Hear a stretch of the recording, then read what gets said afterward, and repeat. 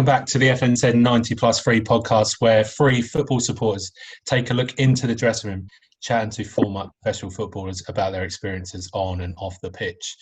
I'm your host, Ashley Simons. You may be joining us for the first time.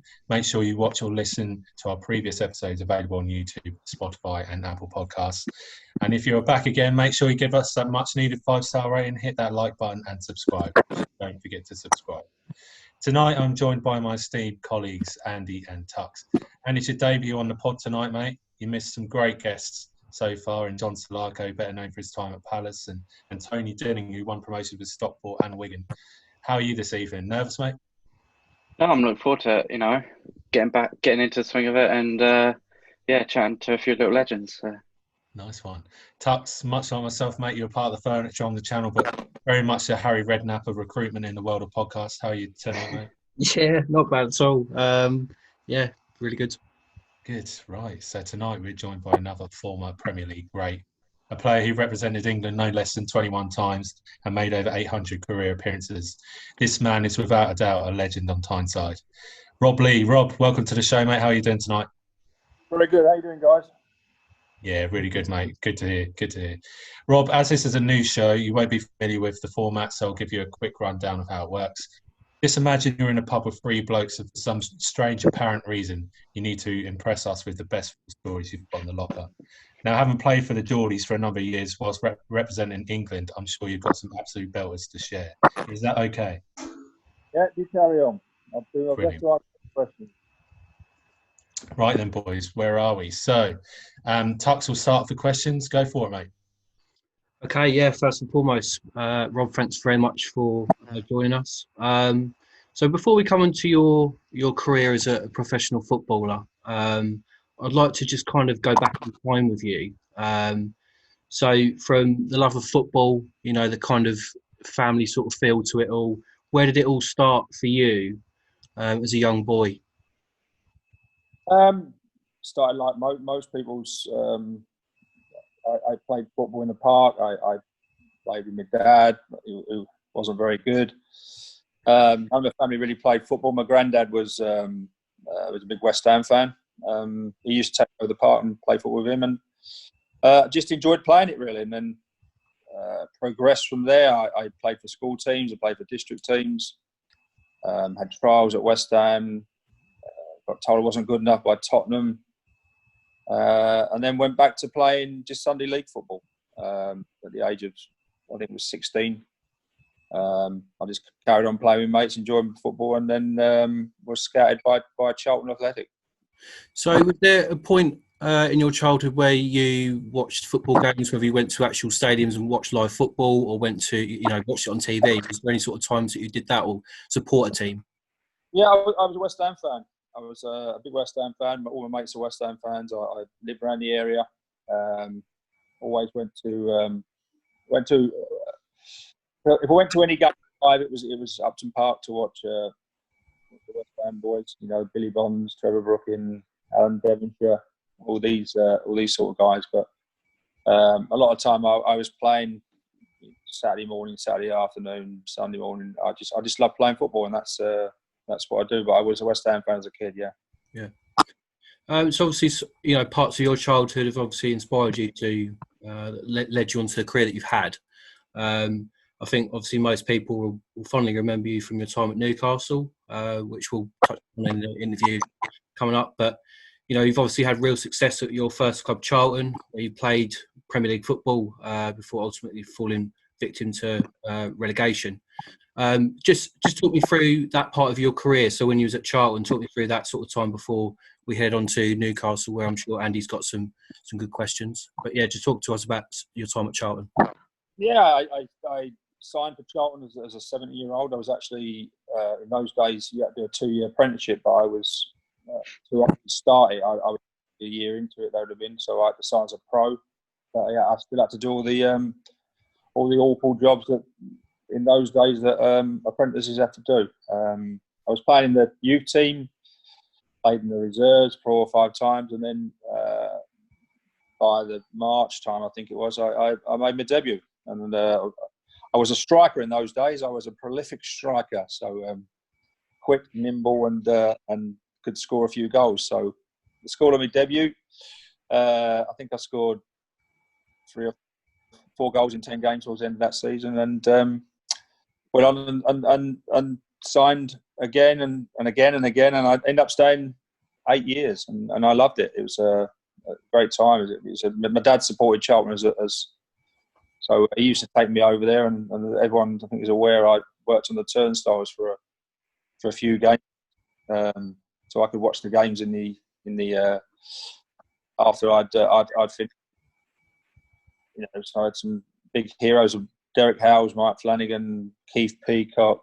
I used to watch all these guys play, and luckily enough, I managed to play well.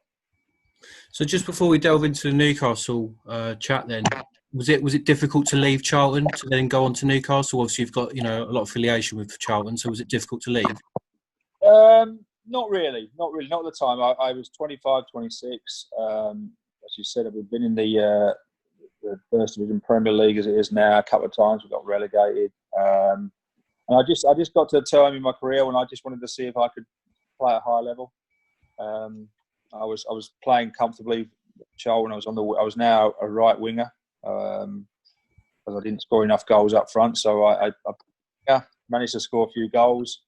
Was doing well, but I always wanted to see if I could play at a high level, and I think that's what I wanted to do. It sort of like it coincided with Charlton going back to the Valley. Really, they needed the money.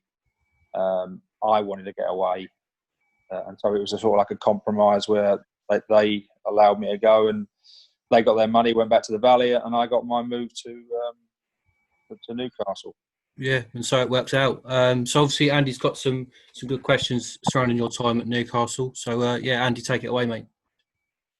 Yeah, so Rob, you joined Newcastle in '92, bit before my time, but having a look at your career and some of your highlights, I've picked out which personally I'd find really interesting to hear about, and I think others will as well. And starting off, Ruud Gullit, what has gone on there? We need to hear about this. He's come in and he's dropped you. He's dropped Shearer for the big derby. What is going on? Have you shown him up in training? And what happened? You know what? You've gone straight to the jugular there, haven't you? Mr. Ulmi Keegan years. No, you know what? It was after Kenny was sacked after a few games and gone very well with Kenny. I was captain of the club, and Ruud came in, and everyone thought that he would, he'd done very well. He was a great player. Listen, he was a great player. Can't take that away from him. He'd done well as Chelsea manager, player manager, and everyone thought he'd come in and he'd get the club and get the people there, and we'd push on. But it wasn't to be. He was probably the most arrogant man I've ever met. Always going on about himself, always going about how good Chelsea were, and we ended up having a few barneys, and he stripped me of my captaincy, stripped me of my shirt. As I say, I was the only thing that kept me at Newcastle was probably the fact that I was on a 3.5-year contract, so he couldn't get rid of me. Yeah. So what was that like? As you said, you were stripped of your squad number. You were chucked into the resis. That must have been a bit. I missed the resis out. I went to the youth team. Oh, wow! I didn't realise that. Look, just quickly, there's been some shots fired here already tonight, so I'm starting to enjoy this. But we definitely have to look back at your career before Ruud Gullit as well, mate. Just tell us a bit more about that. Listen, when I left Charlton, if I'm being honest, I wanted to go to West Ham. They were my club. They were interested in me. Billy Bonds was the manager. I wanted to go there. I was waiting for him to come in for me. But I think when sort of like when you meet, my idol was Kevin Keegan growing up. I had pictures of him on my wall. He was sort of. I was a West Ham fan, but that team of the 70s, with Keegan and Toshak, and Keegan was the first probably superstar football player, and I idolised him as a kid, and I think the opportunity to play for him was too great, and I didn't care really where he was. I didn't realise where he was. To be fair, it was a long way away from. It's famously reported that Middlesbrough was further away than Newcastle. Is that what they used to say? So I wasn't very good at geography, and that's what he told me. And I'm pleased I did. So, but yeah, it was the opportunity was. He just explained that, although Middlesbrough came in for me as well, where Lenny Lawrence was there, and they were in the Premier League. Premier League just started, so I had the opportunity to go to Middlesbrough. But Kevin just said, although they're in the league below, he just said, "Look, this is a huge club. He said we're a massive club. This is a huge line sailing away in the ocean, and you need to get on it." And he said, "I guarantee you, within 2 years, you'll be playing for England," which I thought was mad. What he normally said normally come true. So, and within, I think it was 18 months, 2 years, I was playing for England. So you say about obviously Kevin's, kind of impact on your career, and he was an idol of yours when you were growing up. Were you in awe of playing under such a manager? I know you've played under some notable managers, let's say like Bobby Robson, Glenn Hoddle, just to name another few. But what was it like to play under your eye? Well, yeah, I was in awe. Originally, I was very much in awe. I think a lot of the players were. Sometimes a lot of people, Matt Le Tissier, his idol was Glenn Hoddle, and they didn't get on well at all. I think Matt hates him. I think so. I don't know, but people say never meet your idols. You stick them on the pedestal, and they never live up to how you see them. But Kevin was everything I imagined him as a kid. He was. He can talk to. He walks in the room. He's got such charisma. The room lights up, and he can talk to the Queen, or he can talk to an old lady, and he talks to him exactly the same. And he man management wise, he was the best manager I ever had. He could make you feel 10 foot tall going onto a pitch. Never did anything tactically. We didn't really. Our team never really did any shadow play. We never looked at the opposition. Never did corners, never did free kicks. He just said, I've got good players, I'll just let them play football, which is, and I loved it. Carrying on from kind of the managers you played under, I picked up Bobby Robson. What an incredible manager, home and abroad, and what was he like? Was he like Keegan, or was there something different about him that made him so special? Well, he was very similar, and he was different. He was a bit old. He was a lot older than Kevin. But he was a Geordie, loved the club, always wanted to manage Newcastle. And he came in after the Hollett years, and he was a breath of air for everyone. He was funny. He knew his stuff. He was tactically very good. And he just got everyone together. He got all the players back in the team. He got everyone playing together, and he done an unbelievable job. Really, he was. It's like playing for your. You can imagine playing for your granddad. It's like playing for your granddad. He used to wear very old Stanley Matthews boots and an old tracksuit, and but he was just great fun, and he was very serious when he needed to be, and he'd make the lads laugh when he had to as well. He forgot everyone's names, half the time deliberately and half the time not. He was just great to play with. He was a great man, a brilliant man, and very much missed. Yeah, it sounds like you've got some really fond memories under him, and from watching Bobby Robson's documentary on Netflix, that mirrors what you've kind of just said there, what the type of man he was, and probably the reason why the teams he was involved with have been so successful, and the players as well. Just kind of moving away from the managers and kind of on to kind of personal moments you've had in the game. The emotion of the game can sometimes get the better of you. How did you feel after that Solskjaer tackle at Old Trafford? You must have had stars in your eyes. You're about to score, and out of nowhere, you're taken out. about to be the winning goal as well. I think it was 1-0 at the time, and last second. I don't know. I was a lot older, and my legs were going anyway. And I was debating what to do when the keeper came out. I think it was Raymond van der Houw, I think, and I thought, should I go around him? Should I chip him? Should I just pass it under it? And then I was loads of things going through my mind, and all of a sudden I was chopped down from behind. So, but yeah, but hey, I take it as a compliment really, because he must think I was going to score, because that's the way that I look at players when they're going through on goal. I look at players nowadays and I think, would I bring him down and get himself sent off because is he going to score, or would I let him go because he's not going to score? He's going to panic. So at least he thought I was going to score. That's why he took me down. So it's yeah, completely agree. I mean, yeah, he could only take that as a compliment more than anything, as it may have been hard at the time, but probably just let me go through.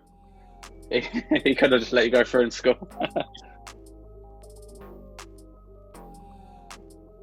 So before we get on to your England career, and I'll pass you back to Mark, Rob, you scored, you were talking about scoring goals there.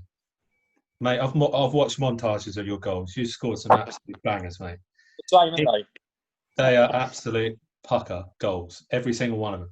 And if you haven't watched it and you're listening to this, get on YouTube and watch Rob Lee best goals, and you'll be sitting there for a good 10 minutes with just watching goal after goal. And just, what was it? You just love to hit it from 40 odd yards, didn't you, mate? Every time, top bins. I've done a couple of those. Most of my goals, as my sons keep telling me, are all very, very similar. I had Peter Beardsley a lot with me, and he was brilliant to play with. And he used to drop off. I used to run past Andy Cole or run past Alan Shearer, and then and find myself in the box 1-on-1 with a goalie, and I wasn't bad at it. I was okay. I could finish. But again, all the time.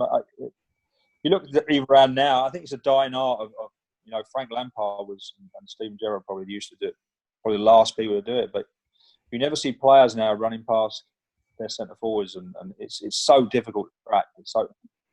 I think because the way people are taught nowadays, the way the academies, I think they all like this tippy-tappy football and like getting it down and playing it. But I was quite happy with Peter Beardsley doing that, and I used to run, get myself in good positions and try and score goals. And as I say, I think it's a shame because it is a huge. There ain't many people that do it these days. Rob, you were a notable player back in the day. Obviously, Newcastle finished the 95-96 season second after being top for the majority of the campaign. You were also named in the PFA team of the season that year. Is that one of your biggest regrets, not winning the title that year? Yes, yeah, it certainly is. Yeah, I think you look back and it's not when you're doing it, because when we was doing it, I mean, people always I get asked how did we lose it, but I think if you look at the Man United team, they had a great team. Had some great youngsters coming through. The Beckhams and Neville and Roy Keane and Cantona and Schmeichel. The best goal in the world, Schmeichel and Cantona was scoring. And I think their last 14 games, they won 13 games. It's as much as everyone says we threw it away. It discredits Man United really of how good they were in the second half of the season. But yeah, it's a regret. But as I said before, at the time we had such a good team. We thought, we'll win it next year. We'll win it. We'll win it next year. We'll win something next year. And it's not until you actually retire you think, those years go quick. And the year after we bought Alan Shearer for 15 million, so we thought, okay, we'll win it this year.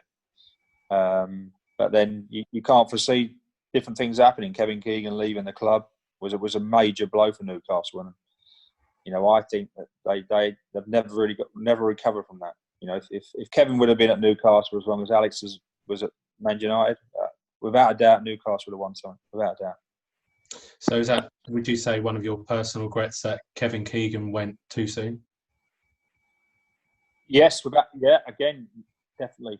Alan had probably the best goal scorer in the world at the time after Euro '96. They persuaded him to come to Newcastle. We persuaded David Ginola not to go to Barcelona.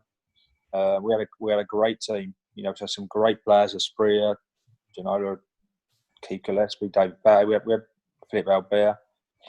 And it was a surprise when he left. And usually a manager leaves because the team are not doing well, that you know they're struggling and the results are not great, and that wasn't the case. It wasn't. It's the only time I've ever known it. It wasn't the case when we were playing. We were still in the FA Cup. We're still in the league. We're fourth or fifth with games in hand. And still in Europe as well. So I just, it was a strange decision. It wasn't a decision, a football decision. I think it was a decision about the club going a different way to what Kevin wanted it to go. You know, and as I said before, I think it's a huge regret from everybody at football club, really. Yeah, completely. I think, you know, ample enough time to get onto your international career. Mark, you ready for it, mate? Yeah, definitely. So I just want to sort of discuss like the middle part and the latter part of your career. So obviously, you know, we can't have this interview of not talking about the 98 World Cup, and you've obviously spoke about Glenn Hoddle.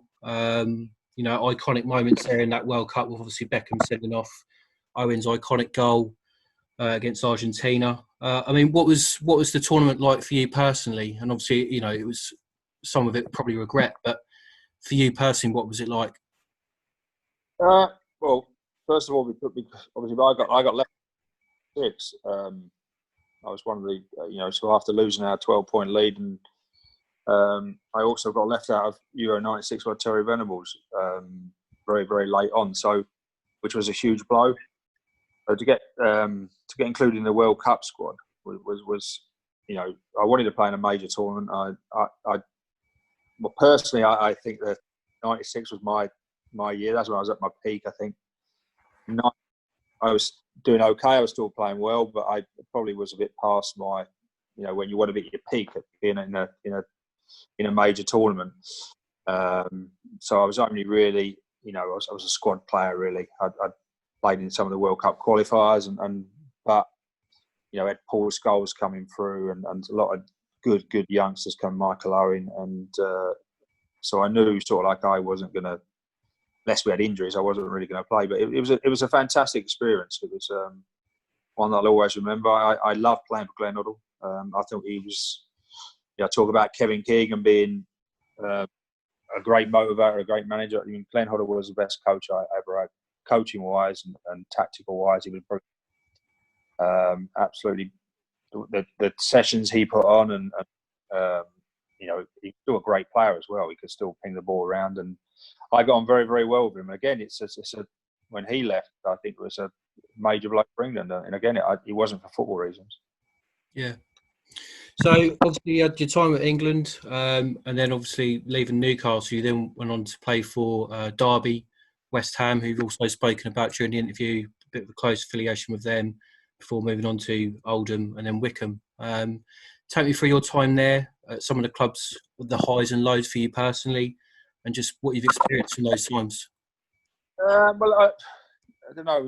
People ask me, do I regret leaving Newcastle? I'm probably a little bit. You know, I've been there 10 years. I was, you know, I just, I think everyone gets to the end of their time somewhere, you know, and I wanted to continue to play and continue to, I thought I was good enough to be playing. And the opportunity came up to sign for Derby, really. And I got on, John Gregory persuaded me, really. I got on very, very well with him. So he was one that persuaded me to go. Warren Barton was obviously there with me as well. And I loved it. I had a great time. But we had a few issues with, which I didn't know before I got there, was the club was all like in free fall with financially. A lot of foreign players there who were, let's say, earning a lot of money and not playing very well. So it was a tough ask to try and get the club in the Premier League, and we couldn't do it in the end. But I really had an opportunity. I had an agreement with John Gregory that if I went there and they went down, I could go. But I enjoyed it so much that I stayed and played in the Championship with them. And I say I loved living in Derby. I loved the people. I loved the club. I had a fantastic couple of years there. After that, I left Derby, and I've always wanted to play for my hometown club. It took me 20 years to get there. I was probably a little bit old when I got there, but they had just been relegated. Glenn Roeder, who I knew was the manager, and he asked me to come over and train, keep myself fit, and I was offered a 1-year contract, which I couldn't really turn down. I loved it. I only played 14 times because Alan Pardew came in after that, and we didn't see eye to eye. And then left and retired, really. I started doing Sky. I started doing the pay-per-view. Everyone remembers pay-per-view many years ago when Sky first started. Started doing that. And then was doing it for a few months, and then just got an opportunity to. Somebody rang me up, an agent rang me up from about going to play for Oldham. I just wanted to play football. Oldham didn't work out because I don't think the manager Brian Taunton knew I was coming in, so that was a major problem. So I only played one game, and then had a bit of a row with him, and left, and then was thinking I had a few offers to come back and play. You know, I was 39, 40. And then turned them down, didn't really fancy anything. And then John Gorman, who was at Wickham, who I had with Glenn's assistant at England, and always got on really, really well with him. He just said, look, got a lot of young kids at Wickham, will you come over and get yourself fit and try and play and help them? And I said, look, I'll give it a go and see what happens. And I went over there, and I loved John, and I loved Wickham. It was we had some great kids who come through, you know, like Roger Johnson came through. There was Danny Sender coming through, and Nathan Tyson, Mike Williamson. You know, we had some very, very good players come through, and I enjoyed it. And I stayed there for a year and a half, and finished nearly 41. So I think I'd done my time then. Yeah, it's quite popular, isn't it? That you were, at the time, one of the only players that played into their 40s. Is that right, Rob, at the time? Yeah, I think so. Yeah. I mean, everyone says, you know, don't go down the leagues. And it depends how much you love football. I mean, I just love playing. I made it quite clear to John Gorman that if we're going to kick it and boot it, and I'm not, you know, it's not for me. If you're going to try and teach the lads to play football and play properly, then great. And his philosophy was to play football anyway. So, and I always remember saying to him, you know, when the pitches started getting really, look, Robert, we've got to launch it because the pitch is terrible. And I always had to agree with him, look, if you're going to play like that, John, it's not a problem. Just don't play me. And we had a great understanding. He'd tell me beforehand, and we had no problem at all. And then when he'd play football, when it's a nice pitch, he'd say, right, we're playing today, so you're playing. So one of the first questions of tonight was obviously relating to your own childhood growing up. But obviously you've then had Ollie and Elliot as well, your boys that play football now. So they've gone on to create careers where they're currently at Gillingham and Luton respectively. What's it been like following their careers as a father? It's obviously a career that you know very much about. So has it been weird to watch them play? It's been enjoyable, but is there any kind of similar bits and pieces there to your career as well? It's a bit of both, really. I get more nervous watching them than I ever did playing. I never really got nervous playing, but I get nervous watching my sons play. I just say that they're both doing well, really, because football's a tough business for young British players coming through.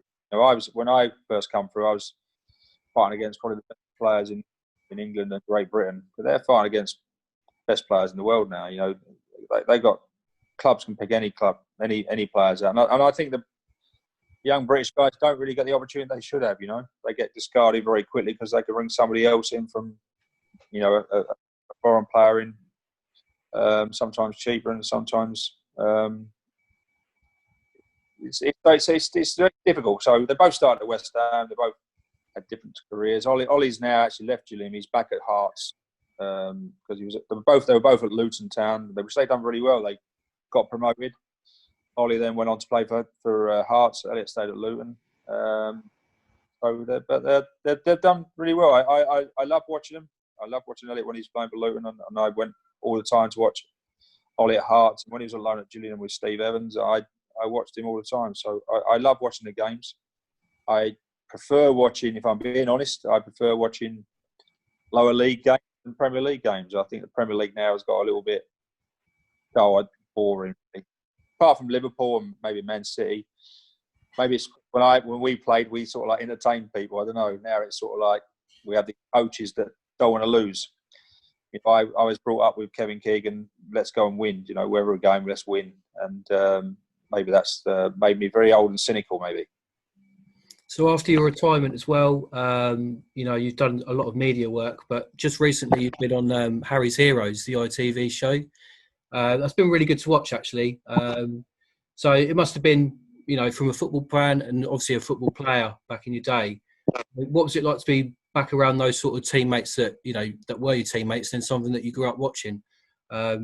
Just essentially reliving your youth, I suppose. What was it like? No, it was great. I mean, it was great being back with all the lads. It's great being back, sort of like we filmed it in different parts, and but the problem is when you're trying to play football, you're trying to train. Sometimes the TV stations don't really understand that you're old, and what your mind says you can, what your body says is two totally different things. And so it's a fine line between how much you actually train and we can't train every day. None of the lads can, because their bodies won't allow it.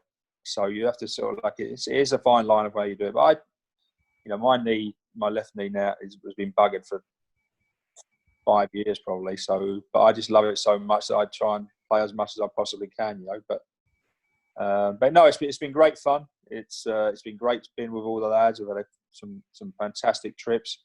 And everyone seems to love it. They seem to really have taken it to and it's helped some of the lads as well. Some of the lads like Merce and Lee Hendry have had major problems, and it's helped them massively. I mean, Paul Merson even would admit from last year, he's been now sober for a year. He hasn't gambled for a year, and that was all down to the program, really. Yeah, definitely. Yeah. So I'll pass you back to Ash. Don't know if he's got any more questions, but yeah, I'll pass you back to him. Well, I've got one more question, the one that I ask every week. But Andy, have you got any more, mate? Oh, no, I think this is more important, the one you've got. Right. So, Rob, we've come to the end of the show tonight, mate. And there's one question on the end of my lips every week, okay?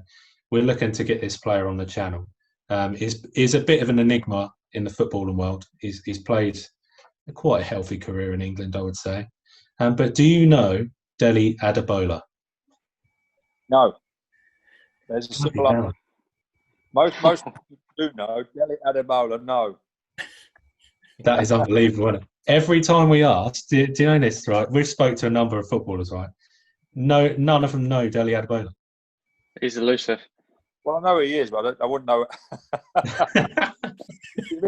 He's a bit like our David Batty. No one can tell me where David Batty is. Yeah, exactly. Oh my God, the search goes on, boys. The search goes on. Rob, thanks for coming on tonight, mate. It means the absolute world that you come on the channel. An absolute world beater in the football world, back in the Premier League years, obviously. Thank you for coming on. Thanks to the boys as well for their questions. But make sure you take care, mate. All right. Cheers, lads. Take care. Cheers, Rob.